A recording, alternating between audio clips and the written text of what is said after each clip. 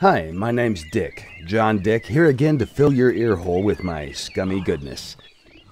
In this video development blog, we'll talk about climbing and vaulting. For those of you who still don't know, Scum is an open-world survival game set in the near future with a realistic approach to gameplay. To be honest with you, we never considered mentioning vaulting and climbing as features, but since some other games advertise them as their main feature, we decided to at least explain how they'll work in Scum.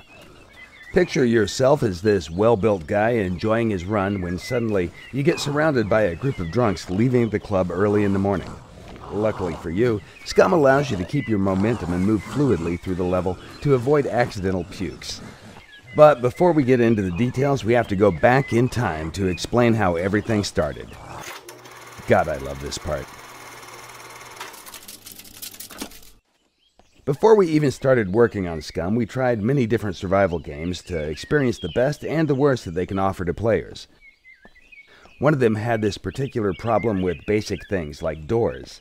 In this section, we've recreated a scenario that happened to us in that particular game on more than one occasion. Also, things could get a lot worse if someone was chasing you because these damn doors would stop you or push you aside most of the time, resulting in frustration and sometimes even death. So we decided the doors will have to open in a way to allow player movement to be fluid.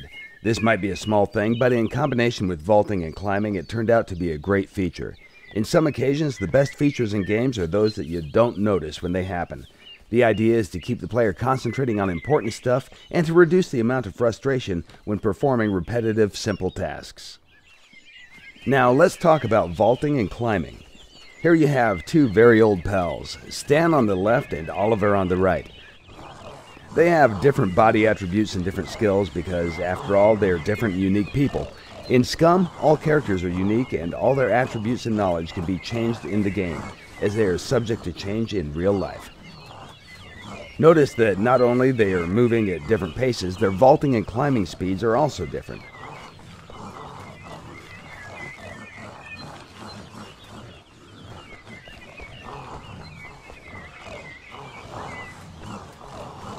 Stan has much better constitution, and his high dexterity makes him much faster than Oliver.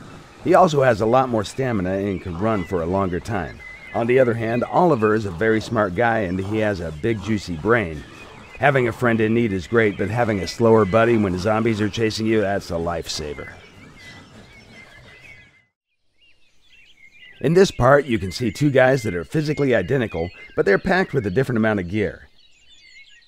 The guy on the left has around 13 kilos of gear distributed over his body, while the guy on the right has been collecting some precious items and has more than 60 kilograms in his inventory.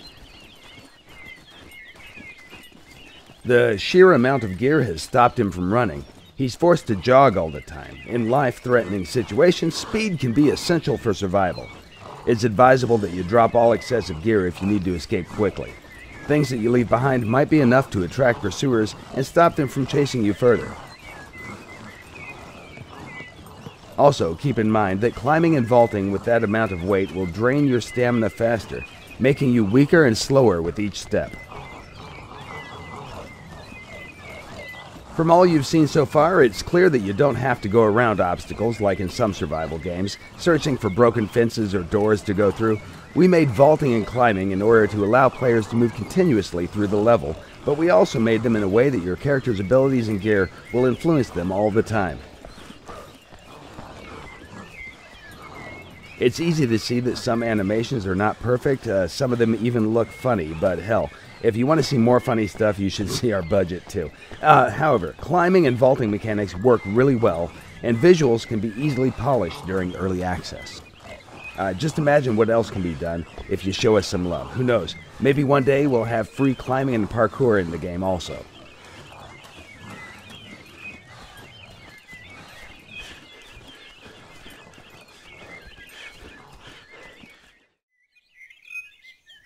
More or less, that was everything we wanted to show you about vaulting and climbing.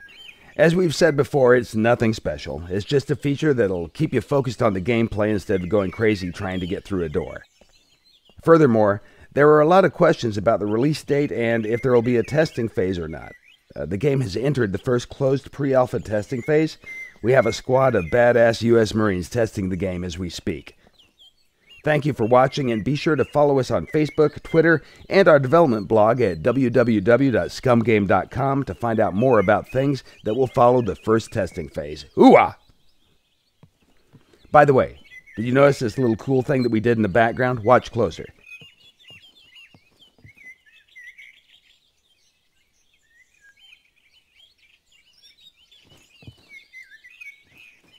When the player is in third-person perspective and is standing behind an obstacle that obstructs his character's vision, all the things in the background are blurred out. We use depth of field to reduce the advantage of third-person perspective over first-person perspective. The best thing is that it wasn't entirely our idea. It actually came from the Steam community pages, and we thought it would be great to have it in the game. It still has to be tested though, but how cool is that? The game hasn't even been released yet, and we've already implemented some features requested by our community. That's you. Love you guys. You're great. Until next time, dick out for Scum.